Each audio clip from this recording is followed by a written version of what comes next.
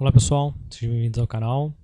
Dando continuidade aqui a série de vídeos sobre hidráulica. Hoje a gente vai falar um pouco mais sobre unidade hidráulica, também chamada de HPU. E a ideia aqui é a gente montar uma unidade hidráulica com os componentes mais básicos. E também vamos tentar montar o mais completo possível. Então, falou unidade hidráulica, a gente vai precisar de quê? De uma bomba. Primeiro caso, uma bomba. Essa bomba aqui, pessoal, ela já é como se fosse uma motobomba. Então já tem um motor acoplado. Dependendo do grau que você for fazer seu diagrama, você vai desde um diagrama simples, utilizando só a simbologia de tomada hidráulica, que é esse carinha aqui, ou não, ou você pode ir por um sistema mais completo. Se você quer fazer uma simulação da parte de atuadores e válvulas, você pode usar esse símbolo aqui sem problema algum. Agora, se você quer fazer o diagrama hidráulico do seu equipamento, aí você tem que representar no diagrama todos os componentes que tem no seu equipamento. Então, vamos montar uma unidade hidráulica aqui nesse software. A gente vai vir ali, vamos começar pela bomba. Então, bomba. Aqui, unidirecional de alocamento fixo. Tem vários símbolos. Aqui com você montar em sequência, então ele tem acoplamento dos dois lados. Quero montar uma unidade com 3 bombas. Existem bombas que existe a possibilidade de você encaixando uma do lado da outra. Então, aqui já tem o acoplamento mecânico na simbologia. Vou pegar a mais simples com um acoplamento mecânico só. Então, aqui está a minha bomba de alocamento fixo, aqui é o acoplamento mecânico. Agora eu vou vir aqui, vamos pegar o motor. Então, se for um motor combustão, ou a gasolina, diesel, quadradinho. Motor elétrico é o redondo, circular, né? Eu posso ter o tipo de acoplamento do bomba direto no motor, se é possível. Ou também usando um acoplamento. Então aqui ele tem um acoplamento simples. Posso também ter um alongador, uma transmissão, um eixo, por exemplo. Ou até uma caixa de redução ou amplificação. Vamos pegar aqui o acoplamento mais simples. E vamos conectar o motor. Então, motor, acoplamento e bomba. Então, só de olhar o diagrama já se olha, vai ter um acoplamento mecânico ali. Vai ter motor e vai ter bomba. Já fica mais fácil na hora de fazer uma manutenção e de prever, poxa, não está chegando, o motor liga, mas não está funcionando. Pode ser aquilo, acoplamento mecânico quebrado. Então, já consegue, só pelo diagrama já tem uma ideia de quais elementos de máquina tem. Então, bomba, acoplamento, motor. Próximo, reservatório. Para o reservatório, a gente pode fazer de duas maneiras. Vamos lá para o reservatório agora. Eu posso utilizar esses símbolos soltos. Então, sempre que eu ver esse símbolo, eu sei que ele vai direto para tanque. Aí, direto para tanque, pessoal, pode ter 2 caminhos. Então, mais à frente vocês vão ver esses 2 caminhos. Então, viu esse símbolo, é reservatório. Se você quer algo mais completo, você pode usar aqui um reservatório customizado. Vou colocar aqui inicialmente 4. Acho que 4 vai ser suficiente. Pode ser que falte 1, mas aí na hora a gente vê. 4 tomadas. E aqui eu consigo até ampliar ele para ficar mais fácil. Beleza. Então, ó, primeiro aqui vai ser para a nossa bomba. Beleza. Eu posso ter a bomba pegando direto do reservatório. Existe essa possibilidade. Mas, como a gente está falando de circuito mais completo, vamos começar a colocar aqui alguns caras. O primeiro dele é para condicionar esse fluido. Então, vamos usar aqui, olha, fluido, tá aqui, filtro. Então, vamos filtrar esse óleo antes de ir para a bomba. E foi. Então vamos lá, primeiro detalhe, o óleo, quando você compra um óleo novo hidráulico, ele não vem isento de impureza, ele vem com um nível de contaminante determinado pela norma que você comprou, Mas normalmente quando a gente joga esse óleo dentro do reservatório, a gente filtra ele. Então o óleo pode até vir pré-filtrado. Aí a gente, antes de colocar no reservatório, a gente filtra ele. E se você ver as unidades de abastecimento, na hora de fazer a troca de óleo de unidades hidráulicas, elas são compostas por 2 filtros. Um filtro de sucção. Qual é a função do filtro de sucção? Proteger a ideia do filtro, pessoal, é sempre proteger o próximo, o mais próximo dele. Então, esse filtro vai proteger a bomba. Então, ele vai ter uma dimensão, a dimensão do elemento filtrante. A micragem dele vai ser para proteger inicialmente a bomba. E por trabalhar com um diferencial de pressão muito pequeno, o diferencial de pressão de uma bomba, vou botar aqui, está no alto, é no máximo 0,8 bar. Não pode ser mais do que isso, não tem como. A gente não consegue chegar no vácuo absoluto para dar uma diferença de potencial tão alta. Então a gente vai ter aí na casa de 0,3, 0,4, vai variar do sistema. Mas é um diferencial de potencial muito pequeno, vou botar aqui 0,5 bar. Que não é o ideal, mas pode vir a acontecer em alguns casos. Cara, 0,5 bar é muito pouco o diferencial de potencial para a gente conseguir um fluxo e ter uma filtragem boa. Já na bomba, depois da bomba, vou botar mais um filtro depois da bomba, filtro de pressão. Aí não, eu tenho aqui um sistema trabalhando em altas pressões. Então mesmo que eu tenha um bloqueio aqui, dando uma DDP, uma diferença de potencial de 10 bar, de um ponto para o outro, a bomba vai conseguir gerar essa diferença de potencial se o elemento filtrante aqui estiver obstruído. Beleza? Então isso é possível. Aqui não, aqui vai ser sempre muito pouco o diferencial de potencial de um ponto para o outro. Não posso ter um diferencial muito alto, senão não vou conseguir puxar o fluido e vai começar a acontecer algumas anomalias que a gente já conhece, que é a cavitação, né? Esse óleo vai começar a entrar em ponto de ebulição antes da bomba. Então vamos lá. Cavitação também danifica a bomba, né? Pode esquecer, é um dos principais causas de defeitos aí. Então, filtro de sucção, depois da bomba, um filtro de pressão. Esse filtro de pressão aqui pode ter umas variáveis. Normalmente pode ser que seja direto da bomba ou depois de alguns componentes, né? Vamos ver aqui. Aproveitando que está aqui na unidade de condicionamento, no Brasil normalmente a gente não tem problema de baixas temperaturas, então a gente não precisa aquecer o fluido. Normalmente precisa de resfriar o fluido. Então aqui no cooler, os trocadores de calor, pode ser um trocador de calor. Esse aqui é o mais simples, ele só diz que troca o calor, é só para... Agora se ele é por ar ou por um outro fluido, não especifica, né? E esse aqui normalmente troca de calor também, externo.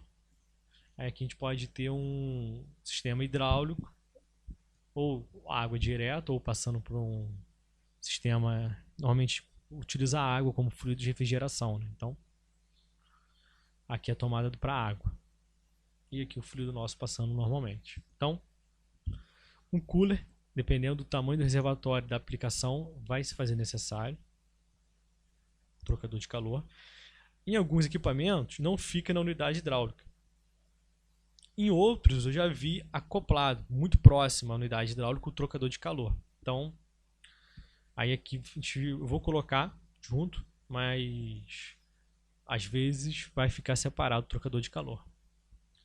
Outro cara super importante, a gente falou de locamento fixo, uma bomba de locamento fixo tem que ter uma limitadora de pressão. Se ele vai estar sempre jogando uma quantidade de óleo, se não utilizar esse óleo, a pressão vai elevar e a gente precisa limitar essa pressão a uma pressão máxima. Então, válvulas de pressão. Vou pegar aqui uma válvula de pressão para tanque. Aqui, pessoal, começa a ter algumas diferenças. Se tem uma válvula simplesmente regulada, é esse carinha aqui.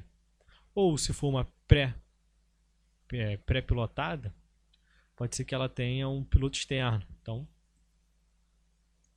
pode ser desse tipo aqui.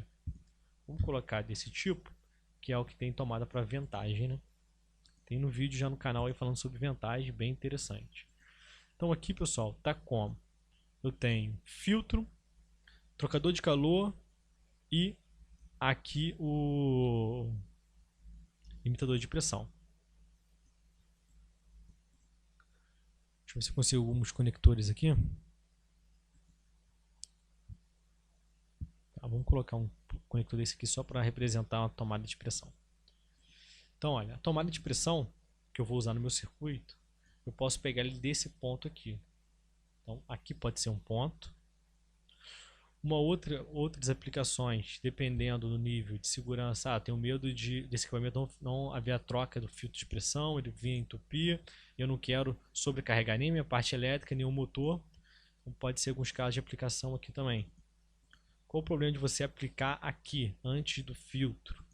O filtro ele pode ser obstruído e aí sim, o filtro obstruiu, eu tenho uma aplicação aqui, vai funcionar. O problema é que você, dependendo do particulado, pode vir a danificar essa válvula ou travar ela aberta.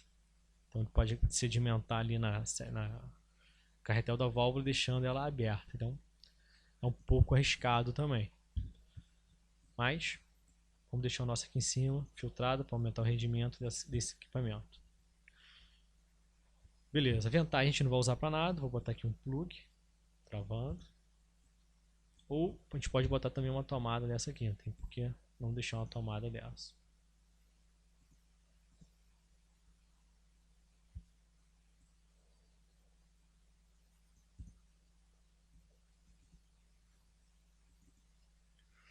Beleza, e agora? Agora, pô, retorno para tanque.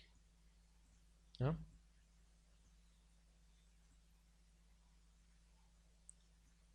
Fiz uma... Deixa eu voltar para como estava antes. Então, olha, retorno para tanque. Vou dar uma volta nele aqui, vou parar ali. Deixa eu pegar outro componente. Retorno para tanque, pessoal, a gente vai usar também o filtro de retorno. Então, retorno para tanque. Vou pegar uma outra conexão dessa, vou botar aqui em cima também. Beleza.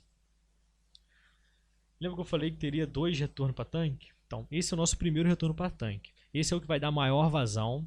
Todo o fluido do circuito, a maior parte dele que vai fazer ação, que vai fazer movimentação, ele vai passar por essa conexão. Então, esse aqui é a tomada de retorno para tanque do nosso circuito.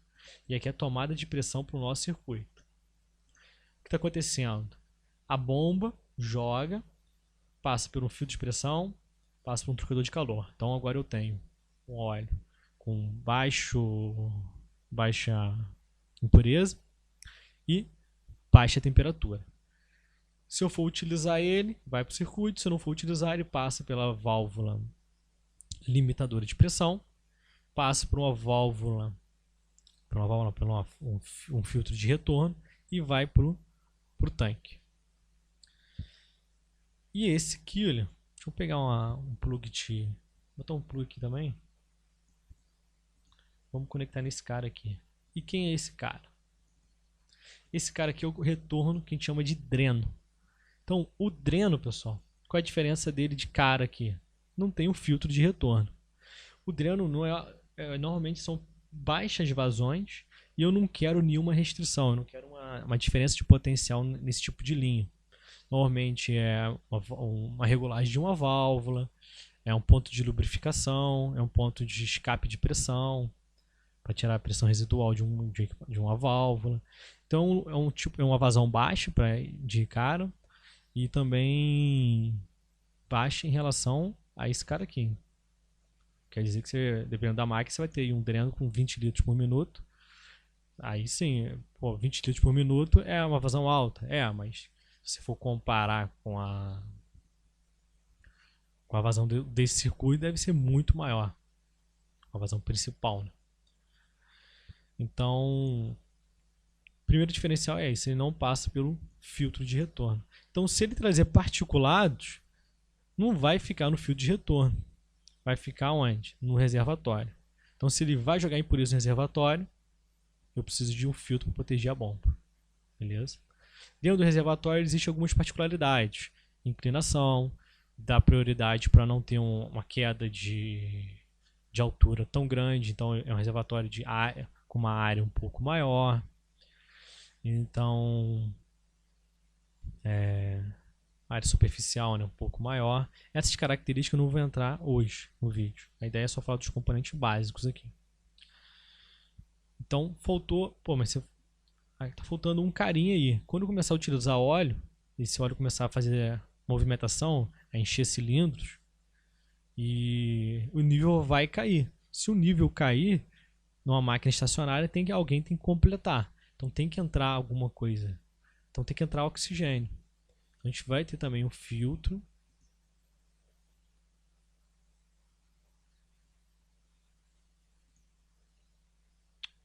Cadê o filtro aqui?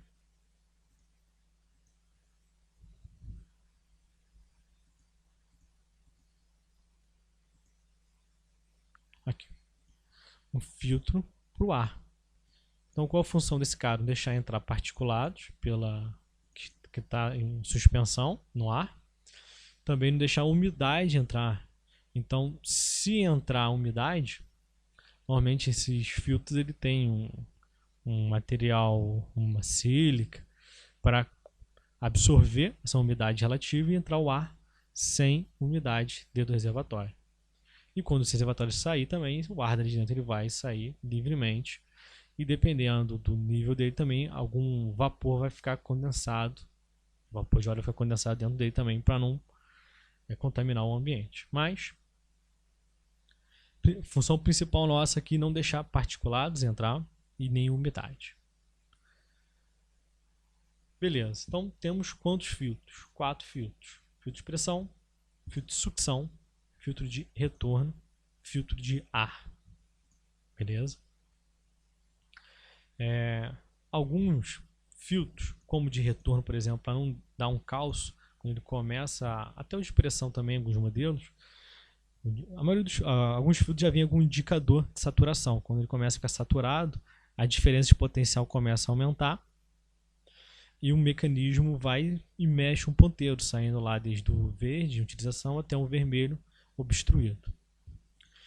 Além disso, dependendo do filtro, normalmente aqui no filtro de retorno, a gente utiliza um bypass.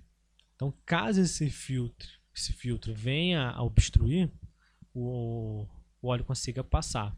Então, vou pegar uma check valves aqui, uma válvula.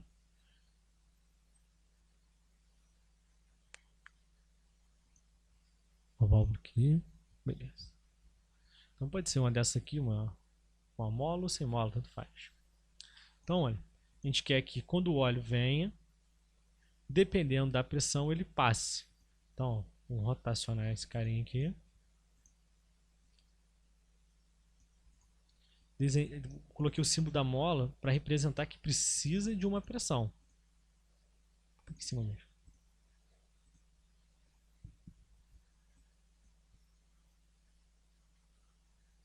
Então, o óleo vem, retorno.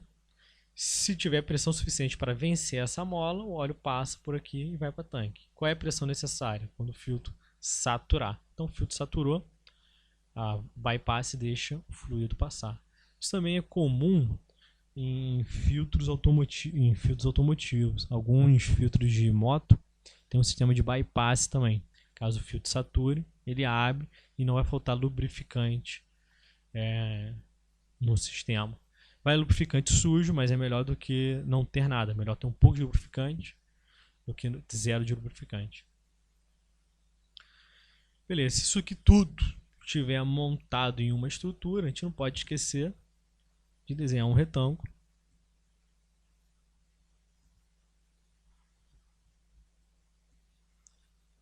Para simbolizar que isso aqui está tudo em uma parte fixa única. Então, eu venho aqui no retângulo, 2 cliques. E vamos colocar aqui o que? Traço e ponto. Então, linha, traço e ponto.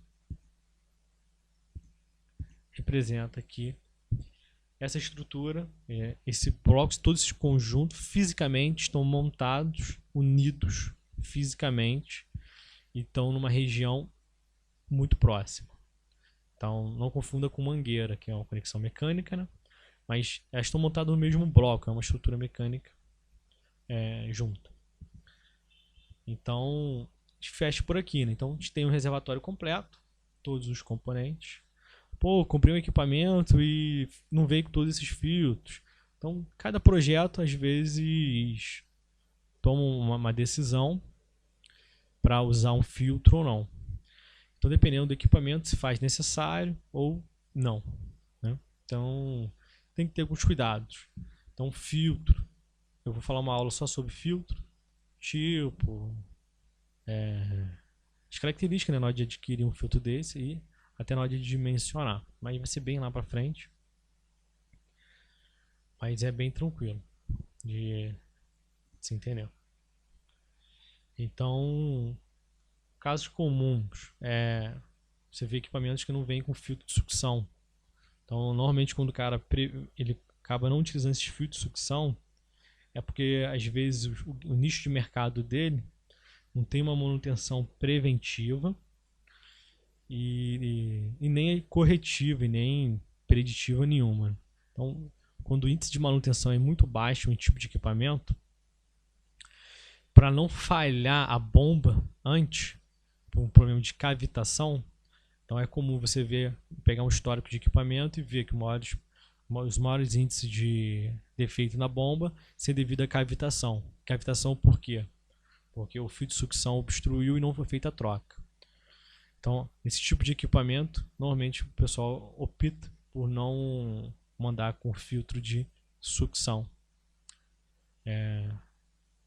Então tem que ter um pouquinho de cuidado, dependendo também da geometria do reservatório, a posição da bomba.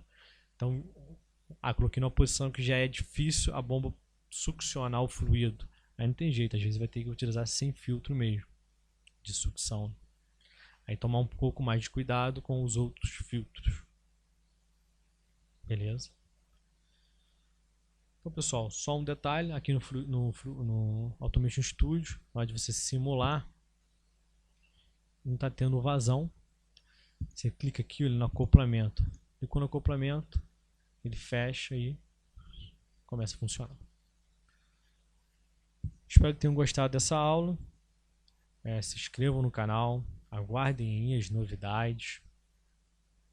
E qualquer coisa deixe seu comentário. Só faltou um componente aqui que eu acabei de perceber agora.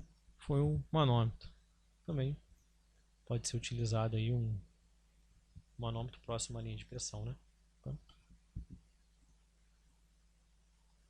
Então posso ter aqui um manômetro também para indicar a pressão do meu sistema. Beleza, pessoal? Muito obrigado, hein?